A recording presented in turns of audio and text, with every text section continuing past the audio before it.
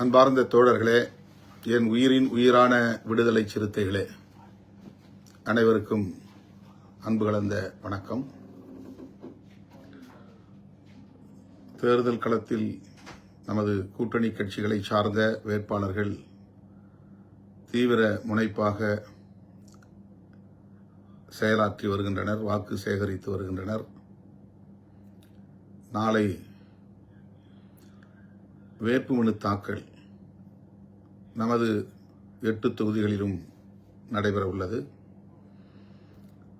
வேட்பாளர்கள் அதற்கான ஏற்பாடுகளை செய்து கொண்டிருக்கிறார்கள். இயக்கத்தின் மாவட்ட செயலாளர்கள் உள்ளிட்ட அனைத்து பொறுப்பாளர்களும் ஒற்றுமையாக இருந்து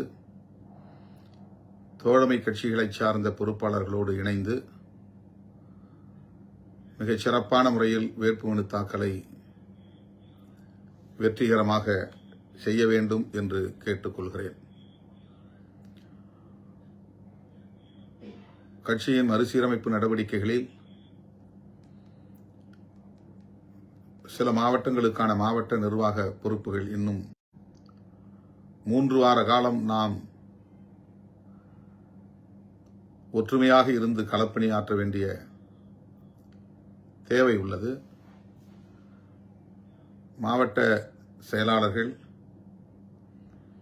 மண்டல பொறுப்பாளர்கள் ஒவ்வொரு சட்டமன்ற தொகுதியிலும் குறைந்தது 20 வாக்குச்சாவடிகள், பூத்துகள் என்கிற அடிப்படையிலே பிரித்து ஒவ்வொரு 20 பூத்துகளுக்கும் ஒரு கமிட்டியை கட்சியின் முன்னணி பொறுப்பாளர்களின் தலைமையில் உருவாக்க வேண்டும். அல்லது 15 பூத்துகளுக்கு ஒரு கமிட்டி, அதிலே மாவட்ட பொறுப்பாளர்கள், மாநில பொறுப்பாளர்கள் யாராவது ஒருவரை அந்த கமிட்டிக்கான தலைமை பொறுப்பாளராக நியமிக்க வேண்டும். அவருக்கு கீழே 5 அல்லது 10 பேர் கொண்ட ஒரு கமிட்டியை நியமனம் செய்ய வேண்டும். அவர்கள் அந்த 15 அல்லது 20 பூத்துகள் என்று பிரிக்கிற போது அந்த வாக்குச்சாவடிகளில் நின்று பணியாற்ற வேண்டும். தோழமை கட்சிகளோடு இணைந்து பரப்புரைகளை மேற்கொள்ள வேண்டும், வாக்கு சேகரிப்பு பணிகளை மேற்கொள்ள வேண்டும். வாக்கு பதிவு அன்றைக்கு மிகவும் கவனமாக இருந்து ஒவ்வொரு வாக்காளரையும் வாக்குச்சாவடிக்கு கொண்டு வந்து சேர்க்க வேண்டும். வெற்றியை மட்டுமே இலக்காக கொண்டு செயல்பட வேண்டும். ஆகவே நாம் போட்டியிடுகிற தொகுதிகளில் மட்டுமின்றி 234 தொகுதிகளிலும் பூத் வாரியாக தேர்தல் பணிக்குழுக்களை நியமிக்க வேண்டும். மேலிடத்திலிருந்து, அதாவது தலைமையிடத்திலிருந்து நாம் போட்டியிடக்கூடிய 8 தொகுதிகளுக்கும் மேற்பார்வையாளர்கள் என்கிற பெயரில் 2 பேர் நியமனம் செய்திருக்கிறோம். அது அதிகாரப்பூர்வமான அறிவிப்பாக வெளிவரும். மற்றபடி அந்த தொகுதியிலேயே இருக்கிற மாநில பொறுப்பாளர்கள், துணைநிலை அமைப்புகளின் மாவட்ட பொறுப்பாளர்கள், கட்சியின் மாவட்ட நிர்வாகிகள் அந்த மாவட்டம் முழுவதும் தனக்கு அதிகாரம் இருக்கிறது என்று கருதாமல், மாநில பொறுப்பாளர்களாக இருப்பதால் மாநிலம் முழுவதும் அதிகாரம் இருக்கிறது என்று கருதாமல், தேர்தல் நேரத்தில் எந்த பகுதிக்குள்ளே நின்று வேலை செய்ய வேண்டும் என்று நாம் வேலைகளை பகிர்ந்து கொள்கிறோமோ அந்த பகுதிக்குள்ளேயே நின்று அந்த பணிக்குழு பொறுப்பாளராக மட்டும் பணியாற்ற வேண்டும். நான் இளஞ்சிறுத்தைகள் மாநில செயலாளர் அல்லது மகளிர் விடுதலை இயக்கத்தின் மாநில செயலாளர், எனவே மாநிலம் முழுவதும் சுற்றி வருகிற அதிகாரம் எனக்கு இருக்கிறது என்று போட்டு குழப்பிக் கொள்ளக்கூடாது. கட்சி அதிகாரம் என்பது வேறு, தேர்தல் பணிக்குழுவுக்கான பொறுப்பாளர்களாக நியமிக்கப்படுகிற போது அதற்கான அதிகாரம் அல்லது கடமை என்பது வேறு. ஆகவே ஒரு சட்டமன்ற தொகுதியில் 250 வாக்குச்சாவடிகள், பூத்துகள் இருக்குமேயானால் அதை 20 பிரித்து நமக்கு இயக்கம் உள்ள அல்லது கிளைகள் உள்ள பகுதிகளில் மட்டுமின்றி கிளைகளே இல்லாத பகுதிகளாக இருந்தாலும் அந்த வாக்குச்சாவடிகள் அந்த 20க்குள்ளே கணக்கிலே வைத்துக் கொள்ள வேண்டும். 15 குறைந்தது பிரிக்கலாம், அல்லது குறைந்தது 20 பிரிக்கலாம். அப்படி பிரிக்கிற போது அதற்கென்று ஒரு கமிட்டி, அந்த கமிட்டியில் ஒரு இளஞ்சிறுத்தைகள் மாவட்ட அமைப்பாளரையோ அல்லது தொழிலாளர் அணியின் மாவட்ட அமைப்பாளரையோ அல்லது விவசாய அணியுடைய நிர்வாகியோ, இளஞ்சிறுத்தைகள் மகளிர் விடுதலை இயக்கம் போன்ற துணைநிலை அமைப்புகளின் மாவட்ட பொறுப்பாளர்களையோ அந்த பகுதியில் இருக்கிற ஆக்டிவாக செயல்படக்கூடியவர்களை அந்த கமிட்டிக்கான ஒரு தலைமை பொறுப்பாளராக நியமித்து அவருக்கு கீழே சிறப்பாக செயல்படக்கூடிய 5 அல்லது 10 பேர். இதில் சீனியர் ஜூனியர் என்பதெல்லாம் பார்க்க தேவையில்லை. மாநிலம் மாவட்டம் என்றெல்லாம் பார்க்க தேவையில்லை.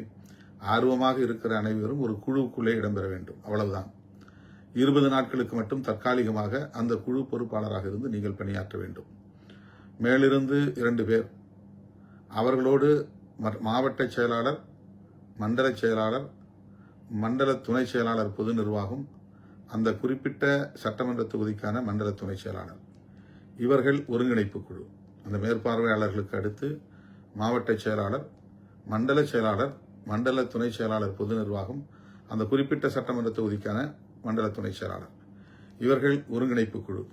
இந்த குழுதான் 20 பூத்துகளாக பிரித்து அங்கே தேர்தல் பணிக்குழுவை நியமனம் செய்து அதிகாரப்பூர்வமாக நீங்களே அறிவிக்க வேண்டும், முகநூலில் அறிவிக்க வேண்டும், அல்லது டைப் செய்து கையெழுத்திட்டு தோழமை கட்சியிடம் இவர்கள்தான் எங்கள் பொறுப்பாளர்கள் என்று கொடுக்க வேண்டும். ஒவ்வொருத்தருடைய தொலைபேசி எண்களையும் அதில் பதிவிட்டு தர வேண்டும். குறிப்பாக திராவிட முன்னேற்றக் கழகத்திற்கான தேர்தல் பணிக்குழு பொறுப்பாளர்கள் யாரோ அவர்களோடு நெருங்கிய தொடர்பில் இருக்க வேண்டியவர்கள். மேலிடத்திலிருந்து நாம் நியமிக்கிற மேற்பார்வையாளர்கள் இந்த மாதிரியான குழு எவ்வாறு நியமிக்கப்படுகிறது, யார் யார் விடுபட்டு போயிருக்கிறார்கள், அவர்களை எல்லாம் இணைப்பது எப்படி, அல்லது யார் யார் இணைத்தாலும் அவர்கள் தேவையில்லை, அவர்கள் சரியாக பணியாற்ற மாட்டார்கள் என்றால் அவர்களை தவிர்ப்பது போன்ற பணிகளை மேற்பார்வை செய்வது, பரப்புரைகளில் எந்த அளவுக்கு ஈடுபடுகிறார்கள் என்கிற அனைத்தையும் மேற்பார்வை செய்கிற பொறுப்பு தான் மேற்பார்வையாளர் பொறுப்பு. ஒருங்கிணைப்பு குழு மாவட்ட செயலாளர், மண்டல செயலாளர், மண்டல துணை செயலாளர்கள், அதிலே குறிப்பாக மண்டல துணை செயலாளர், பொது நிர்வாகம், மண்டல துணை செயலாளர், அந்த குறிப்பிட்ட சட்டமன்ற தொகுதிக்கான மண்டல துணை செயலாளர். மற்ற எல்லா பொறுப்பாளர்களும் இவர்களுக்கு மேலான பொறுப்பிலே இருந்தாலும் சீனியர் ஜூனியர் என்றெல்லாம் பார்க்காமல் அவர்கள் அத்தனை பேரையும் ஒரு குழுக்குள்ளே கொண்டு வந்து பணியாற்றச் செய்வது. இந்த பணிகளை உடனடியாக மேற்கொள்ள வேண்டும் என்று கேட்டுக்கொள்கிறேன். அடுத்து ஒவ்வொரு சட்டமன்ற தொகுதிக்கும் குறைந்தது 5 லட்சத்திலிருந்து அதிகபட்சம் எவ்வளவு இயலுமோ அதை கட்சி நிதியாக வழங்க வேண்டும், விரைந்து வழங்க வேண்டும் என்று ஒவ்வொரு பொறுப்பாளருக்கும் இவ்வளவு ரூபாய் என்று நான் ஏற்கனவே முகநூலில் ஒரு வரையறை செய்து வேண்டுகோள் விடுத்திருந்தேன். மாவட்ட செயலாளர்கள் எவ்வளவு தனிப்பட்ட முறையிலே தன்னுடைய நிதியாக, மாவட்ட நிர்வாகம் சேர்ந்து குறைந்தது 5 லட்சம். இப்போ தென்னவன் 8 லட்சம் கொடுத்துட்டு போயிருக்காரு. அது மாதிரி பல்வேறு பெயர்கள் சொல்ல ஞாபகம் இல்லை, மறந்து விட்டதற்காக மன்னிக்க வேண்டும். பல தோழர்கள் நிதியை வழங்கிவிட்டு போயிருக்கிறார்கள். கிட்டு கூட 2 லட்சம் ரூபாய் தன்னுடைய தனிப்பட்ட பொறுப்பிலே 2.5 லட்சம் என்று கருதுகிறேன் வழங்கியிருக்கிறார். அதை போல ஒவ்வொரு தனிப்பட்ட பொறுப்பாளரும் சேலம் ஜெயச்சந்திரன் வழங்கினார். அண்மையிலே யாரோ ஒரு தம்பி நிதி கொண்டாந்து கொடுத்து இந்த நிதி மூலம்தான் நம்முடைய பொறுப்பாளர்களுக்கு இந்த முதல் கட்ட தேர்தல் பிரச்சார பணிகளுக்கு பயன்படுத்த முடியும். ஏன்னா வேறு வாய்ப்பு நமக்கு இல்லை. உதாரணத்திற்கு விருப்பமனு செலுத்தியவர்கள் தலா 5000 ரூபாய் நீங்கள் செலுத்தினீர்கள். அது கிட்டத்தட்ட 1 கோடி ரூபாய்க்கு மேல் கட்சி வங்கி கணக்கிலே சேர்ந்தது. அந்த நிதியில் 8 வேட்பாளர்களுக்கும் தலா 10 லட்சம் ரூபாய் என்று 80 லட்சம் ரூபாய் அவர்களுக்கு முதற்கட்ட பணிகளுக்காக வழங்கியிருக்கிறோம். அது என் உயிரின் உயிரான விடுதலை சிறுத்தைகள் தமிழ்நாடு முழுவதும் மனமும் தனக்கு சீட்டு கிடைக்காவிட்டாலும் கிடைக்காது என்று தெரிந்தும் விருப்பமனு என்கிற பெயரில் 5000 ரூபாய் செலுத்தியிருக்கிறார்கள். அது தேர்தல் நன்கொடைக்காக அவர்கள் வழங்கிய நிதி என்பது அவர்களுக்கே தெரியும். அவர்கள் யாரும் எனக்கு எந்த நெருக்கடியும் தராமல் கட்சிக்கு இது பயன்படும் என்று மனமுவந்து வழங்கிய அந்த நிதி தான் 1 கோடிக்கு மேல் வந்தது. அந்த நிதியை தான் முதல் கட்டமாக காசோலை மூலமாக நம்முடைய வேட்பாளர்களுக்கு நான் தலா 10 லட்சம் ரூபாய் வழங்கியிருக்கிறேன். கொடுக்கும் போதே சொன்னேன், நம்முடைய இயக்கத் தோழர்கள் மனம் அவர்களின் சொந்த தொகை, கட்சிக்காக வழங்கிய தொகை உங்களுக்கு நான் வழங்குகிறேன். அந்த உணர்வோடு நீங்கள் இயக்கத் தோழர்கள் நமக்கு வழங்கிய பெரும் தொகை நன்கொடை என்கிற அந்த உணர்வோடு நீங்கள் இதை பயன்படுத்த வேண்டும் என்று சொல்லி அனுப்பியிருக்கிறேன். அதேபோல பாண்டிச்சேரியிலே மொத்தம் நாம் 4 தொகுதிகளில் போட்டியிடுகிறோம். நான் 3 தொகுதி என்று முதலிலே அறிவித்தேன். ஆனால் ஏனம் என்கிற இன்னொரு பகுதி ஆந்திராவில் இருக்கிறது என்று கருதுகிறேன். அந்த தொகுதியிலும் நம்முடைய கட்சியின் சார்பில் ஒரு வேட்பாளர் போட்டியிடுகிறார். 4 பேருக்கும் தலா 5 லட்சம் ரூபாய் நம்முடைய இந்த நிதியிலிருந்து தான் காசோலை மூலமாக வழங்கியிருக்கிறோம். நாமினேஷன், அதாவது வேட்புமனு தாக்கலுக்கே 10 லட்சம் ரூபாய்க்கு மேல் செலவாகும் ஒவ்வொருவருக்கும். அதன் பிறகு தோழமை கட்சிகளை சார்ந்த அனைவருக்கும் பொறுப்பாளர்கள், ஒன்றிய செயலாளர்களுக்கு முதற்கட்ட பணிகளுக்காக தேர்தல் செலவுக்கு ரூபாய் தர வேண்டும். 2வது சுற்று, 3வது சுற்று, 4வது சுற்று என்று ஒரு வாக்குச்சாவடி என்கிற கணக்கில் ஒரு வாக்குச்சாவடிக்கு 10,000 ரூபாய் என்று வழங்குவதுதான் வழக்கமானது. ஆனால் அவ்வாறு நம்மால் வழங்க முடியுமா என்று தெரியவில்லை. 250 வாக்குச்சாவடிகளுக்கு தலா 10,000 என்றால் எவ்வளவு என்று பாருங்கள். இப்போ ஒரு சுற்றுக்கு அவ்வளவு என்றால் அதுபோல 4 சுற்றுக்கு அவ்வளவு ரூபாய் செலவழிக்க வேண்டும். இதற்கெல்லாம் நாம் இந்த கடைசி காலகட்டத்தில் எங்கும் போய் நிதி திரட்ட முடியாது. அப்படியே நாம் நிதி திரட்டினாலும் நமக்கு யாரும் அந்த அளவுக்கு கொடுத்து இதுவரையில் ஊக்கப்படுத்தியதில்லை. இந்த சூழலிலும் அப்படி தரப்போவதில்லை. எனவே மாவட்ட செயலாளர்கள் இந்த வேண்டுகோளை மனப்பூர்வமாக ஏற்று நிதியாக வழங்க வேண்டும். அதை கையிலே தூக்கி கொண்டு நான் இருக்கிற இடத்திற்கு வர வேண்டாம். அதற்கென்று தேர்தல் ஆணையம் ஆங்காங்கே சோதனை செய்வதற்கான குழுக்களை நியமித்திருக்கிறார்கள். அது சிக்கலாக மாறிவிடும். எனவே வங்கி கணக்கு, அதற்கான எண் உங்களுக்கு வழங்கப்படும்.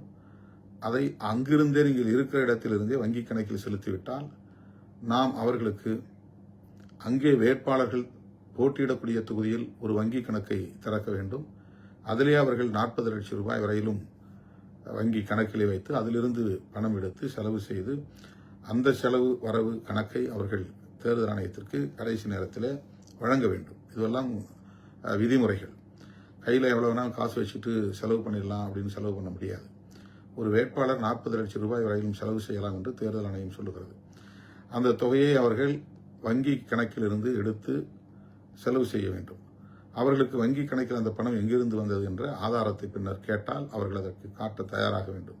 அதனால்தான் நம்முடைய வங்கி கணக்கிலிருந்து நேரடியாக அவர்கள் வங்கி கணக்குக்கு நாம் அனுப்ப வேண்டும்.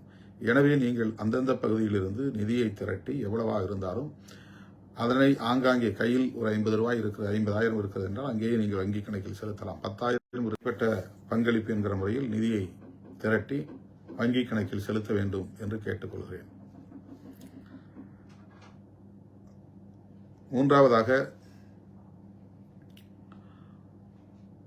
ஒன்றிய நகர பேரூர் பொறுப்புகளை உடனடியாக அறிவிக்க வேண்டும் என்று பல பகுதிகளில் இருந்து தோழர்கள் சொல்லிக் கொண்டிருக்கிறார்கள். தோழர்களே, அதை இப்போது நடைமுறைப்படுத்த முடியாது. தயவு கூர்ந்து அதை மறந்துவிட வேண்டும். விடுதலை பொறுப்பாளர் பட்டியலை இப்போதைக்கு நான் கவனம் செலுத்த முடியாது. அதை அறிவிப்பதற்கு கவனம் செலுத்த முடியாது. ஏற்கனவே சட்டமன்ற உறுப்பினர்களாக இருந்த எல்லாம் சொல்லிக் கொண்டிருக்கிறார்கள். நமக்கு ஆதரவானவர்கள் ஒரு யூகம், நமக்கு எதிரானவர்களுக்கு இன்னொரு யூகம் என்று அவரவர் யூகங்களை எல்லாம் செய்திகளாக பரப்பிக் கொண்டிருக்கிறார்கள், பதிவு செய்து கொண்டிருக்கிறார்கள். ஆனால் நான் 4 சட்டமன்ற உறுப்பினர்களையும் பெரிதும் நேசிக்கிறவன். அவர்களின் பங்களிப்பை பலமுறை பாராட்டியிருக்கிறேன், இப்போதும் பாராட்டுகிறேன். தோழர் சிந்தனை செல்வன் அவர்களாக இருந்தாலும், தம்பி ஆலூர் ஷானவாஸ் அவர்களாக இருந்தாலும், தம்பி SS பாலாஜி அவர்களாக இருந்தாலும், நம்முடைய பனையூர் பாபு அவர்களாக இருந்தாலும், அவர்கள் இந்த 5 ஆண்டுகளில் சட்டமன்றத்தில் மிகச் சிறப்பாக பணியாற்றினார்கள் என்பதில் யாருக்கும் எந்த மாற்று கருத்தும் இல்லை, எனக்கும் இல்லை. நான் இவர்களை அனுப்பியதில் சிந்தனை செல்வன் பேசினால் மொத்த அவையும் கவனிக்கும், அமைதியாக இருக்கும். அவ்வளவு ஆழ்ந்த பொருளோடு அழகிய திட்ட விடுதலை சிறுத்தைகள் கட்சிக்கு சிறப்பு சேர்த்திருக்கிறார், பெருமை சேர்த்திருக்கிறார். அதை யாருக்கும் மாற்று கருத்தில்லை. அதைப் போல SS பாலாஜி அவர்களும் துடிப்புமிக்க ஒரு செயல் வீரர், எந்த பணியையும் விரைந்து முடிக்கக்கூடியவர், தலைமைக்கும் கட்சிக்கும் மிகுந்த விசுவாசம் உள்ளவர். அவர் குழந்தை பருவத்தில் இருந்து எனக்கு அறிமுகம். அவருடைய தந்தை அண்ணன் MS மணி அவர்கள் மீது நான் என்னுடைய கல்லூரி பருவத்திலிருந்து மிகுந்த பற்று கொண்டவன். நான் ஒரு இயக்கத்தின் தலைவராக தமிழகம் தழுவிய அளவில் ஒரு பெரிய இயக்கத்தை உருவாக்கி அதன் தலைவராக செயல்பட்டு கொண்டிருக்கிறேன் என்பதை ரொம்ப கால இடைவெளிக்கு பிறகு அறிந்து என்னை தேடி வந்து என்னை வாழ்த்தியவர் அண்ணன் MS மணி அவர்கள். அவருடைய அருமை புதல்வன். குழந்தையாக இருந்தபோது நான் பார்த்த அந்த தம்பி ஒரு அரசியல் ஆளுமையாக வளர்ந்து மக்கள் தொண்டாற்றுவதற்கு இந்த இயக்கத்திலே தன்னை இணைத்துக் கொண்டார். அதன் பிறகுதான் இந்த வளர்ச்சி. இந்த கட்சி மெல்ல மெல்ல வளர்ந்து கொண்டிருந்த காலத்தில் தன்னை இணைத்துக் கொண்டவர். அவருக்கு முதலிலே நாம் சோழிங்கநல்லூரில் போட்டியிடுகிற வாய்ப்பை தந்தோம். 2வது மயிலம் தொகுதியில் போட்டியிடுகிற வாய்ப்பை தந்தோம். 3வதாக திருப்பூரில் போட்டியிட்டு வெற்றி பெற்று சட்டமன்ற உறுப்பினராக மிகச் சிறப்பாக பணியாற்றியிருக்கிறார், பங்களிப்பு செய்திருக்கிறார். அமைச்சர்கள் ஒவ்வொருவரும் அவருடைய வாத திறமையை நம்மிடத்திலே பாராட்டியிருக்கிறார்கள். ஆகவே அவருடைய பெர்ஃபார்மன்ஸ் என்பதிலும் யாருக்கும் எந்த மாற்று கருத்தும் இருக்க வாய்ப்பில்லை, எனக்கும். அதேபோல பனையூர் பாபு அவர்கள் அனைத்து விவாதங்களிலும், குறிப்பாக ஆதிதிராவிட நலத்துறை சார்ந்த விவாதங்களில் பங்கேற்று அவருடைய பங்களிப்பை பலரும் பாராட்டும் வகையில் சிறப்பாக பதிவு செய்திருக்கிறார். குறிப்பாக அவர் சட்டமன்றத்தில் பேசியதன் அடிப்படையில் தான் மாண்புமிகு முதலமைச்சர் அவர்கள் தியாகி இமானுவேல் சேகரனாருடைய மணிமண்டபத்தை அமைப்பதற்கு வாக்குறுதி அளித்தார். அதே சட்டமன்றத்தில் அவருடைய பெயரை சுட்டிக்காட்டி அவருடைய வேண்டுகோளை நிறைவேற்றும் வகையில் நான் இந்த அறிவிப்பை செய்கிறேன் என்று அறிவிப்பு செய்தார் மாண்புமிகு முதலமைச்சர் அவர்கள். அதன்படி இன்றைக்கு தியாகி இமானுவேல் சேகரனார் மணிமண்டபம்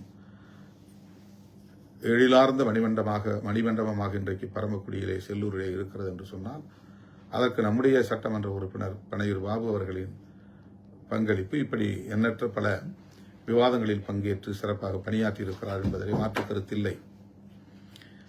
அப்படி இருக்கிற போது இந்த 3 பேரையும் ஏன் வாய்ப்பு கொடுக்காமல் தவிர்க்க வேண்டும் என்ற கேள்வி எழுவது இயல்பு.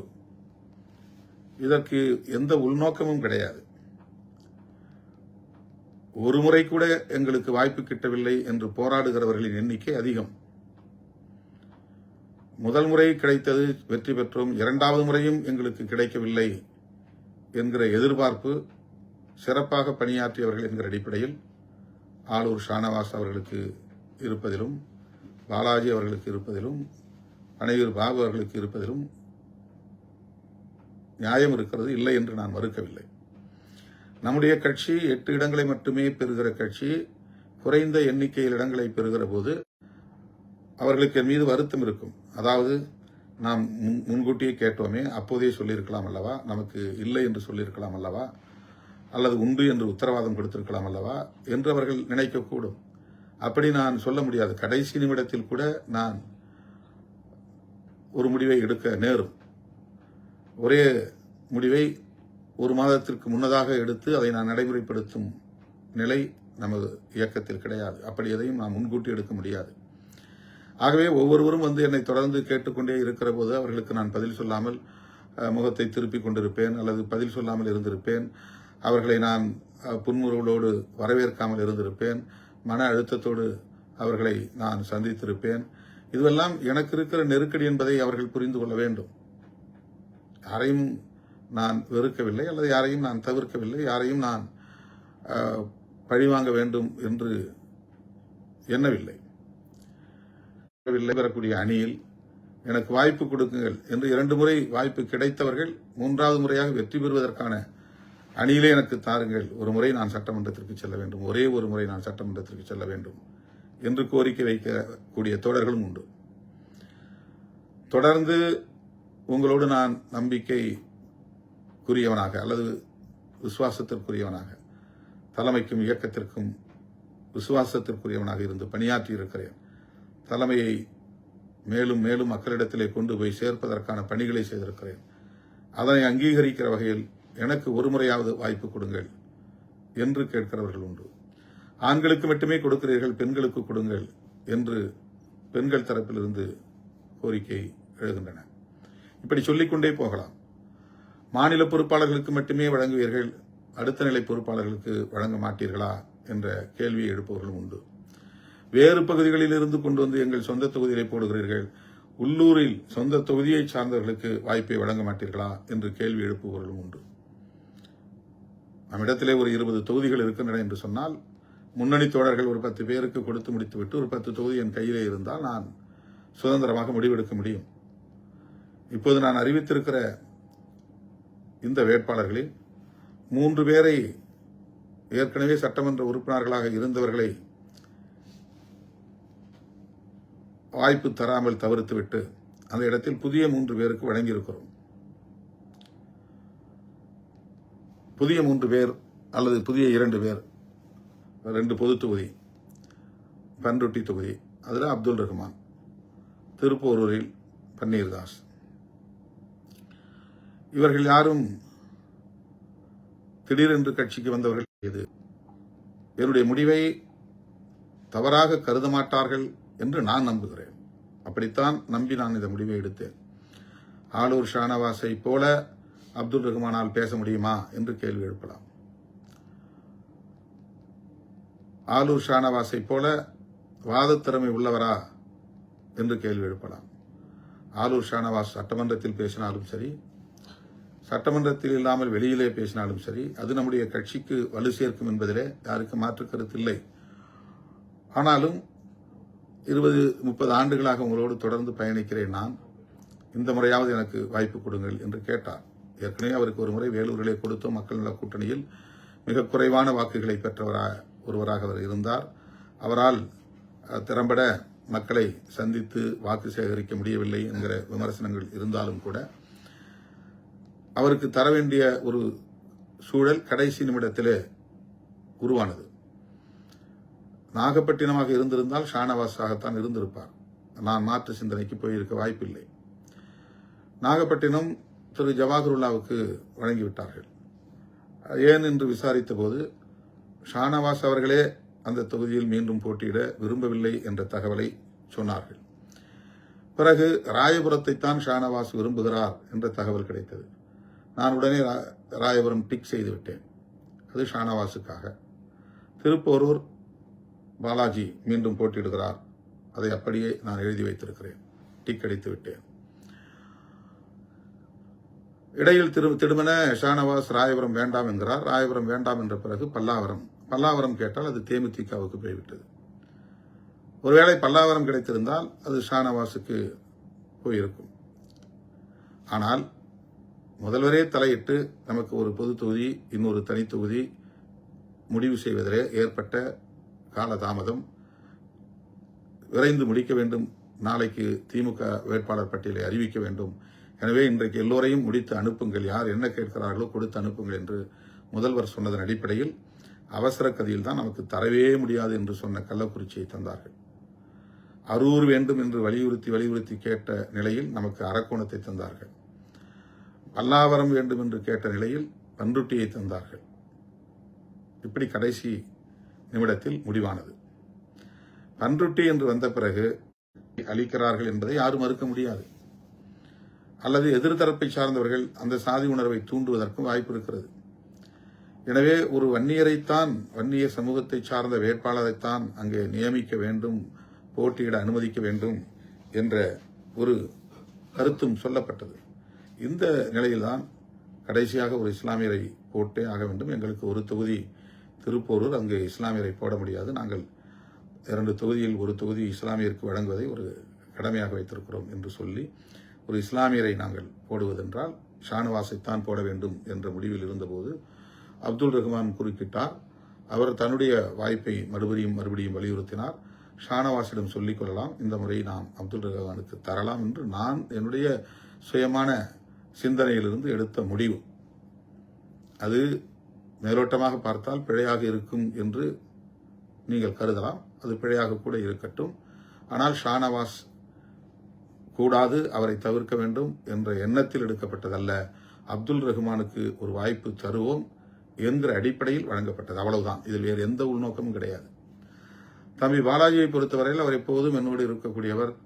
இந்த 4 சட்டமன்ற உறுப்பினர்களில் பாலாஜி அடிக்கடி என்னோடு இருந்து என்னுடைய கஷ்ட நஷ்டங்களை புரிந்து எனக்கு ஒத்துழைப்பு நல்கியவர். பொருளாதார ரீதியாக கூட கட்சி தலைமை அலுவலகத்தை புனரமைப்பு செய்தபோது அவருடைய பங்களிப்பு குறிப்பிட்டு சொல்லக்கூடிய அளவுக்கு இருந்தது என்பதை யாரும் மாற்று கருத்து சொல்ல முடியாது. ஆகவே அவரை என்னால் சமாதானப்படுத்த முடியும், அல்லது நான் சொன்னால் அவர் கேட்டுக்கொள்வார், அல்லது என் தலைமையின் மீது அவருக்கு ஒரு நம்பிக்கை இருக்கிறது, அதனால் நான் எடுக்கிற முடிவில் அவருக்கு ஒரு நியாயம் தெரியும் என்று நம்பி நான் அந்த முடிவை எடுத்தேன். இன்னொருவருக்கு வாய்ப்பு. தோழர்களே, வேட்பாளர் தேர்வில் எந்த உள்நோக்கமும் இல்லை. ஷாநவாஸ், SS பாலாஜி, பனையூர் பாபு ஆகிய மூவரும் தங்களுடைய